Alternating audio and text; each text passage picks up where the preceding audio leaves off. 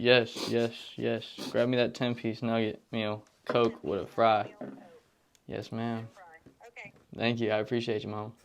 You're welcome. Bye-bye. Y'all see this? We're in the middle of filming, and this man is taking a McDonald's order. What's going on? I'm David. This is Spencer, and welcome to Aftermath.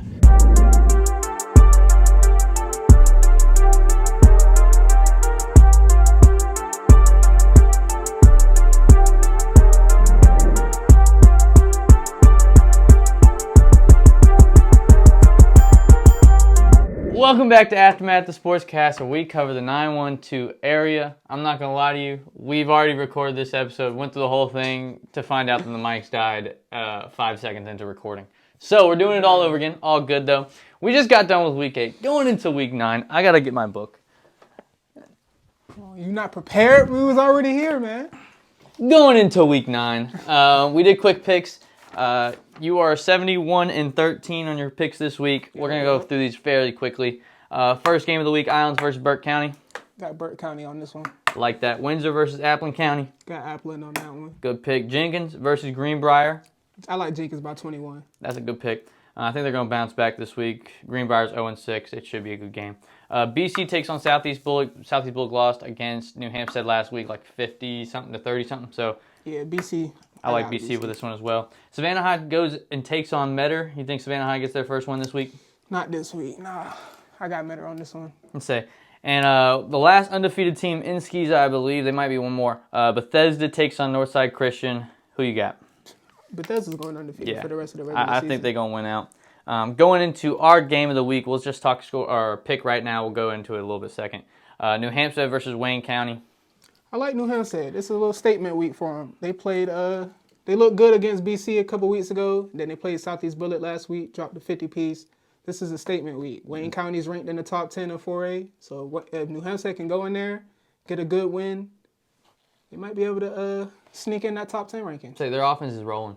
They're putting up good. a lot of points right now. QB's been balling, man. Yeah, shout out to Rashawn, man. We'll hop into that in just a second. But we are going to introduce a new segment this week. It is called Is David Right? It's a player. It is where the roles are switched. Spencer asks me questions, I give them answers, and you in the comments will tell me, am I right?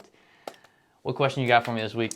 The question this week: if New Hampstead and Savannah Christian were to play head-to-head this Friday, who wins and what's the final score? I'm gonna stick with my New Hampstead pick. I think New Hampstead's on a roll. I think they got the momentum right now. Savannah Christian, we saw them go up against the high-powered offense before and struggled against Calvary. But like you said, it comes down to, can Savannah Christian get the run game established? If not, New Hampstead wins this by 17. Calvary beat them by 21.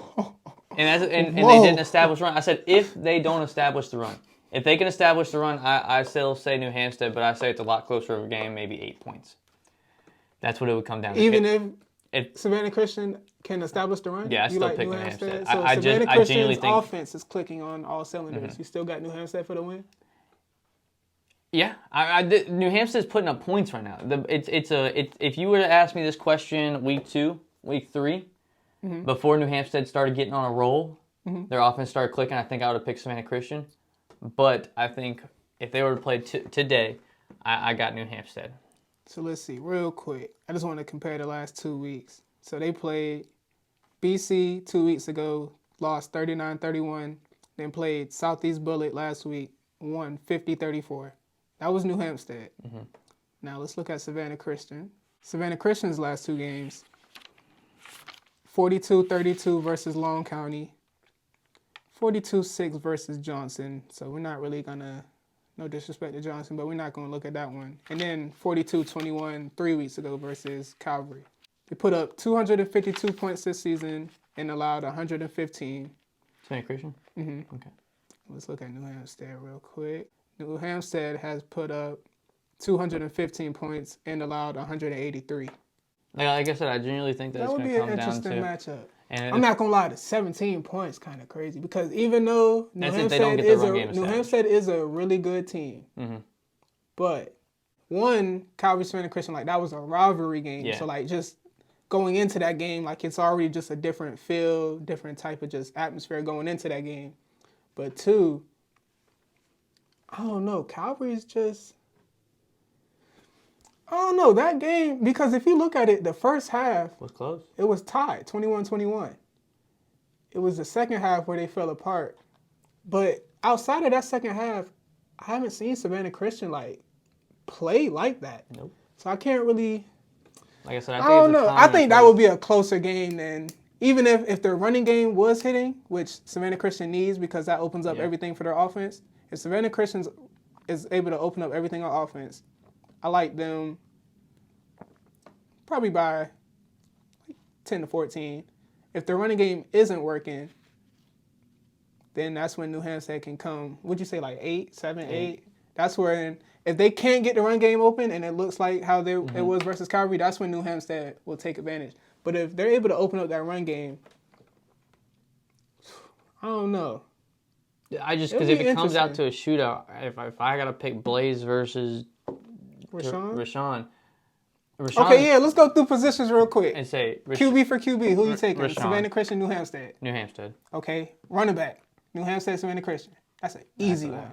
That's an easy one, Savannah Christian. Savannah Christian, I'll put, because Maxwell's good, but I put him like, he plays slot. He be playing, that's why I'm picking Savannah Christian. That shouldn't even be a debate. That's the easy check mark right there. Okay, receiving core. New Hampstead. Yeah. New Hampstead's receiving offensive line. Oof.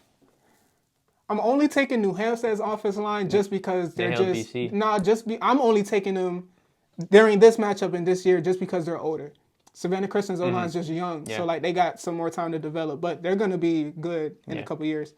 But so is that all the offense? O-line for New Hampstead, D-line Savannah Christian, which is a good debate because New Hampstead does have a good defense. But I'm definitely taking Savannah Christian D-line, linebacking core. I'm taking Savannah Christian. So DBs. So they held. I mean, they so did their job on BC. Like that's the thing is, I'm looking at the last 2 weeks.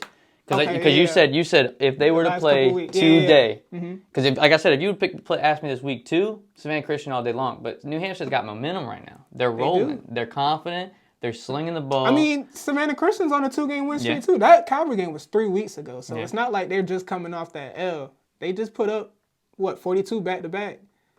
But I do feel not Calvary. I don't know why I said. But 42 against Johnson versus Johnson is not going in Long County. Is not going to give you a lot of like, oh, we can handle the playoffs. Long County's a good team. It's the Johnson one where it's like, you know what I mean? Yeah, that ain't mean nothing. But that would be the key thing in that matchup would be New Hampstead's front 7 versus Savannah Christian's running game, and then Savannah Christian's DBs versus New Hampstead's receivers. I need y'all to comment down below. Who's winning those 2 matchups? Say, am I right? Probably not, but it'd be interesting. Yeah, comment down below who y'all like to win and what y'all score prediction would be. That's a good one. I wish we could see that game. I say that maybe in the future, but it is what it is. But going into now the game of the week, we talked a little bit about New Hampstead, the players that they have on that team. Wide receiver Jalen Hampton been putting up a hell of a season. Rashad Terrell at quarterback past 2 weeks has thrown for close to 1,000 yards, probably 9 touchdowns. And Kari Maxwell, number 21, he comes out the backfield. He plays slot. He plays whatever they need him to play, really. Also having some big games recently. Like I said, that offense is just rolling right now. It's a whole bunch of them. Number 5, Malachi Lennon, I think is his last name, but he's a beast. Their overall offense is great. I love their scheme. I love their play calling. They play a true spread offense. Perfect. Like they're so well balanced. And I'm hoping this week they keep it going. I'm hoping Rashawn can keep his hot streak going. Hey, Mother. Can I call you back in a little bit? Well, I was just going to tell you I was going to stop by McDonald's and get her some chicken nuggets. Do you want something? Yes. Grab me that 10-piece nugget meal. Coke with a fry. Yes, ma'am. Okay. Thank you. I appreciate you, Mom. You're welcome. Bye-bye. Y'all see this? We're in the middle of filming, and this man is taking a McDonald's order in the middle of filming. How professional. Hey. But yeah, shout out to Rashawn, man. He's on a hot streak right now. I want to say he just won the Offensive Player of the Week for the Savannah QB Club. So he's been balling. He just coming off of 400 yards, Yeah, 4 400 touchdowns. yards, 500 the week Like, before. This man has just been balling. So hopefully he can keep it up this week. I like him to keep it up. Same. I'm excited to see that defense, though. Is it bad that I'm excited to see him next year? I'm His senior year, I mean, if he's doing this now as a junior, that most of that team comes back next year. Kari's gonna be back. That's gonna be a dangerous duo. Him and Kari's gonna be a That dangerous might be the duo of the year next year. Heading into the season, Yeah. they're definitely gonna be Same. probably number one because you're losing Jake, you're losing Luke. Yeah. Outside of them two, Same. he's definitely the third best QB in the city right now. Oh yeah, no doubt about that. Thank you for watching.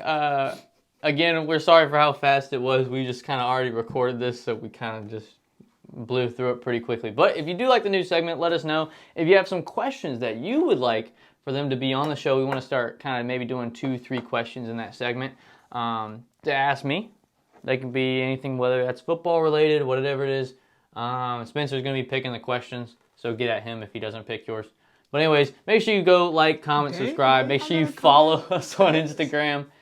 Share with some friends. We have not hit that 2K subs yet, so make sure we're almost there. We're like 40 away, I think. Too far. Don't even matter. Too far. We do have we're working on some new merch coming in the near future, hopefully. Set up a merch shop.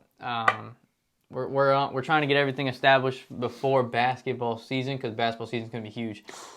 But until Tuesday's episode, or actually Friday night if you're at the game, make sure y'all come see us, or come see the game. It's going to be at Pooler Stadium, 7:30. 7:30, pull Might up, want to get man. there early because there's only one way in and one way out. Oh my gosh. But until Friday night or Tuesday, peace.